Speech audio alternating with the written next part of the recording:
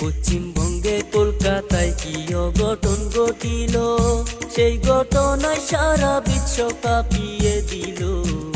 হাইরে পাষাণ মানুষ বুদ্ধি আজও আছে এই দুনিয়ায়। এই ভিডিঅ'টোৱে গোটেই বিশ্বজুৰি লগাইছে হলকনি। ডক্টৰ মৌমিতা দেৱনাথৰ ধৰ্ষণৰ পাছত তেজপুৰ গ্ৰাম টিভিৰ কৰ্তৃপক্ষই গানে কাণ মিলাই দুখ প্ৰকাশ কৰে।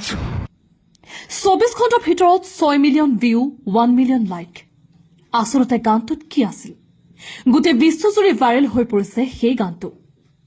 আহক শুনাই ল'ব বিচাৰিছো সেই গানটো। চিৎকার করে কান্না করলেও কান্না শোনার মতো কেহ নাই।